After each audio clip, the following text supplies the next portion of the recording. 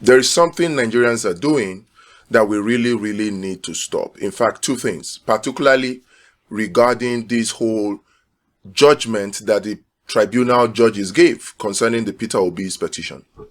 We all witnessed the affront. We all witnessed the joke of the tribunal judges in the so-called judgment they gave. Forget all the talks that are going on the side. Some people praising the judgment. We all saw how they used the word ridiculous for the petitioners, both Peter Obi and Atiku. But of course, we know that if we're looking at that word ridiculous, that word applies more to the judgment given by the tribunal judges than to the petition itself. Why do I say so? On all the grounds that the tribunal judges struck out, the excuse they gave was so lame that even a layman will find it very funny. But I'm not here to argue or banter about the tribunal judges, because that's what they expect us to do, and it is part of the things that Nigerians are doing. According to Pastor Sarah Omakwu of Family Worship Center, it appears that these politicians, and particularly those behind the politicians, like I always say, don't forget that these politicians are not acting on their own. Yes, they have a humongous part of the blame, but there are forces behind the scenes, forces, international forces, multinational forces that are pulling the strings behind the scenes, that are pushing them to do the things that they do. Now, these people appear to understand the Nigerian population very well. In fact, the whole African population. And of course, why won't they understand when it is when they are the ones that actually programmed us to be the way we are? You understand? And what did Pastor Sarah Omakwu say? He said that these politicians understand also well that whatever it is that they do, however wrong or however hard it is on Nigerians will talk about it for 1 day or 2 days, and then they forget about it and move on. Now, Nigerians are even doing much worse than moving on. Many people are talking about leaving it to God. In fact, I spoke with a politician,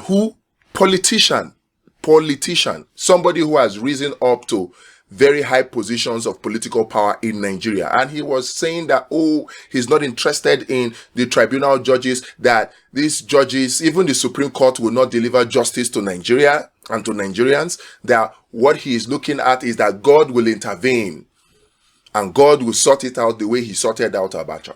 Now, I am not in disagreement that God can intervene and sort things out the way he sorted things out with Abacha. I am not in disagreement with that.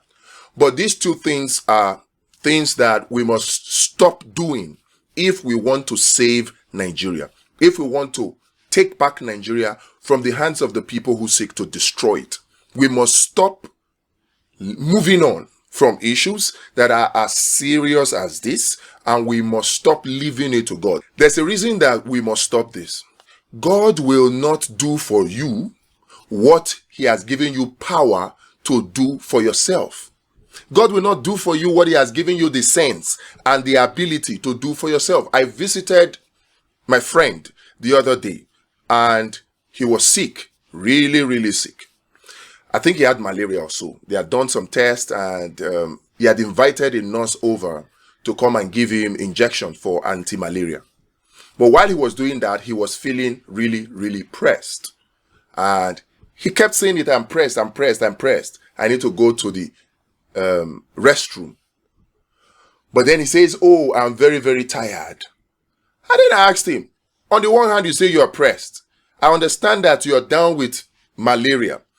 But what do you expect us to do? Do you expect us to carry you into the restroom? I mean, you have high temperature. Yeah, you have high fever. We can feel it. You're weak. But does that mean that you cannot get up and go to the restroom and ease yourself? And then he got up, went to the bathroom and eased himself and came back. You see, no matter how sick that person thinks he is, he cannot expect God to come and help him to urinate or to excrete in the toilet, no matter how sick he is, because God has given him that power and the enablement, the sense to ease himself by himself. God will not come down and help you to ease yourself. So all this leaving it to God, yes, God can intervene, and usually God's intervention is good.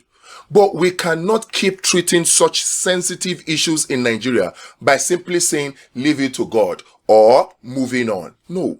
God has given us the sense, God has given us the power and the ability to do something about this kind of joke of a judgment that the tribunal judges gave out. Until we do these things, forget, we are not moving anywhere.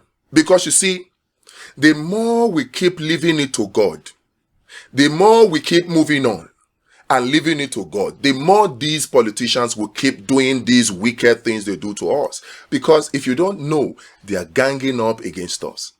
It is the same thing that Tinubu did in Lagos, where he got people in the executive. Of course, as the governor, he is the one that would choose his cabinet.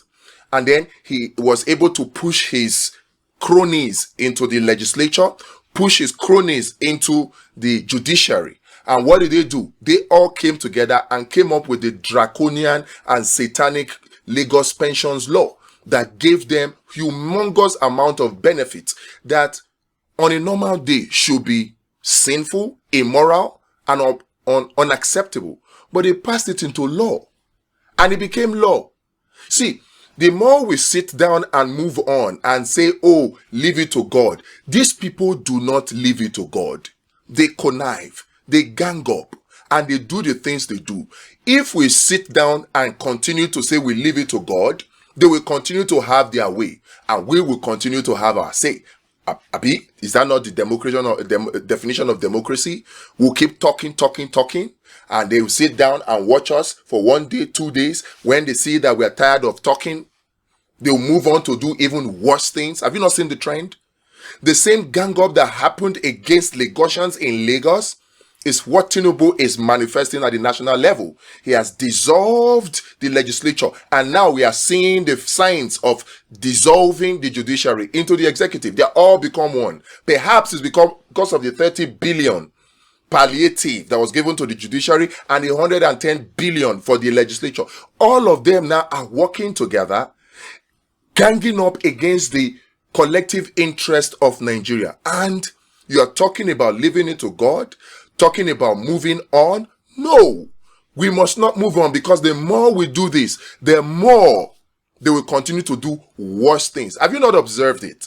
The things that Tinubu started doing from May 29th, they keep getting worse on a daily basis. This is the worst first 100 days of any president in the history of the world, not even just in the history of Nigeria. We must act. We must act. What can we do? Do you hear you ask? There's a lot we can do. But the first thing to start with is the advice that the deposed president of Gabon gave, to his friends. Remember, make noise, make noise. Many people joked. In fact, there's a viral music video that is going on about that statement. Make noise, make noise. But there's a lot of sense behind that make noise.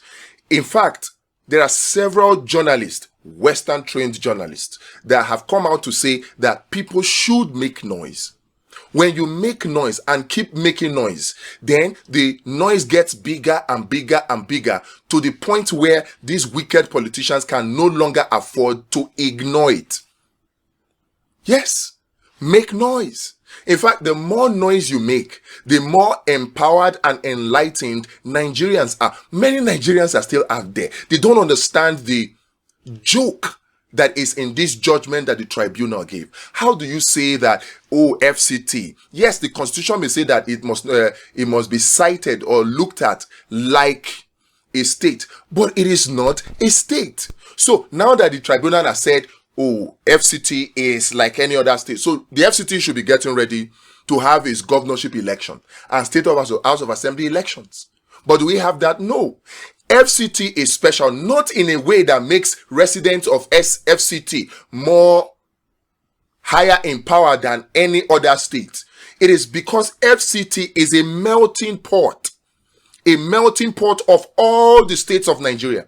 FCT is not made up of only one particular group of people, because I hear arguments that some of the supporters and even lawyers, senior advocates of Nigeria are making, that are we saying that FCT is bigger than any other state? Citizens of FCT are bigger than any other state? Excuse me. Who are the citizens of FCT? They are the citizens of all the other states. You have Deltans, you have Lagosians, you have Zamfarans, you have Sokoto, you have people from across the states being in Abuja in FCT. So FCT is a special location by its creation. That's why it does not have a governor and does not have 3 senators like every others, or 9 or 14 House of Rep leaders like the others. It does not have State House of Assembly. It is special. But from the judgment we saw from the judges, who are supposed to be so learned that they are in the members of the inner bench of the bar, look at the judgment they gave. And they gave it because they know. They also know, those behind them know, that when they give such ridiculous judgment, calling the petition ridiculous, Nigerians will talk for a few days and they will go quiet. These wicked politicians will then continue to do even worse things. We must stop it. So what are we going to do? We must make noise. Make noise. As much noise as you can make. Make noise. Make noise. Make noise. That's it. Make noise. I've said it. These politicians will keep doing these things they do because they can. Many of them have dual citizenships. They have houses, they have money stashed away in other countries. The more they can do this, as long as they can do this, as long as they can jet out to get health benefits abroad. The other day, Ojuzo Kalu went to America for health reasons. Tinubu always goes out to either France, to UK now, and others go to sometimes even India. So long as our government officials, in fact, all government workers, so long as they can travel abroad to save money abroad, to seek medical treatment, to get education, as long as they can do these things, Nigeria will be where it is. They will continue to gang up against Nigeria and Nigerians. You see, when it comes to these people, there's no religion that divides them. There's no ethnicity that divides them. They have one religion, and that's elitism. They have one tribe, and that's elitism. So it's a gang up. It's a situation between the elites and the citizens. That's what it is. So if you think that you will hide behind the ethnic sentiments or religious sentiments and refuse to say the truth, I pity you, and may the judgment of God come upon you. May the instant judgment of God. I don't even know why God delays in giving his judgment. Instant judgment of God may come upon you, because it just shows that you are putting sentiments above the sufferings of the majority of Nigeria. It is time for us to ban these things for these politicians, these government workers. Ban them from saving money abroad. Ban them from being in possession or buying houses and properties abroad. Ban them from going abroad for medical care, getting an education abroad. Ban them. We have to pass this law. We'll keep making noise until the noise is too big for these wicked politicians to discountenance.